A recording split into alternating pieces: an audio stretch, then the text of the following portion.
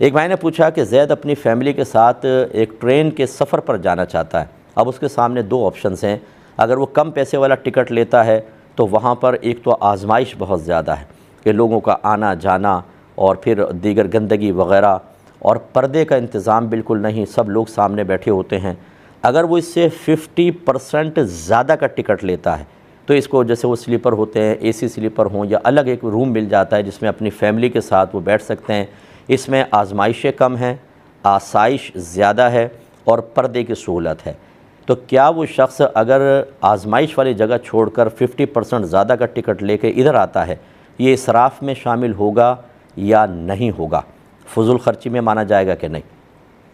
دیکھیں ابھی تھوڑی دیر پہلے ہی میں نے آپ کو سمجھایا تھا کہ اللہ تعالیٰ نے فرمایا هو الذی خلق لکم ما فی الارض جمیعا، اللہ تعالیٰ وہ ہے جس نے زمین پر جو کچھ پیدا کیا تمہارے نفع کے لیے پیدا کیا ہے۔ لہذا اگر آپ یہ سمجھتے ہیں کہ ادھر آسائش زیادہ ہے، ادھر کم ہے، ادھر بہت آزمائش ہے، ادھر نہیں ہے، اور خاص طور پہ جب شرعی معاملہ آ جائے کہ بہنوں کو بھی آخر ضرورت ہوتی ہے نقاب ہر وقت کر کے رکھنا، پھر وہ بعض اوقات تو یہ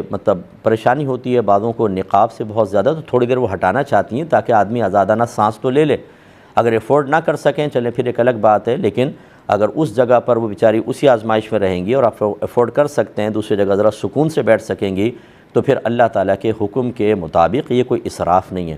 اسراف اور فضول خرچی اس وقت کہا جاتا ہے جب اس میں نہ دین کا فائدہ ہو نہ دنیا کا فائدہ ہو، جبکہ یہاں پر کم از کم دنیا کا فائدہ اور کچھ نہ کچھ دین پر بھی آپ چلنے میں آسانی محسوس کر رہے ہیں، تو اس کا اسراف سے کوئی تعلق نہیں ہے۔ اسی طریقے سے اگر کوئی یوں پوچھ لے کہ میں اکنامی کلاس میں جاؤں یا بزنس کلاس میں بیٹھ کے جاؤں، میں افورڈ کر سکتا ہوں، تو کیا حکم شرع ہوگا؟ تو بالکل آپ بغیر کسی شرعی عذر کے بھی آپ بالکل بزنس کلاس میں سفر کر سکتے ہیں، اگر آپ کے پاس پیسہ ہے تو کوئی بھی اس کو گناہ نہیں کہہ سکتا۔ ٹھیک ہے، اللہ نے زیادہ دیا ہے تو وہ کر رہا ہے۔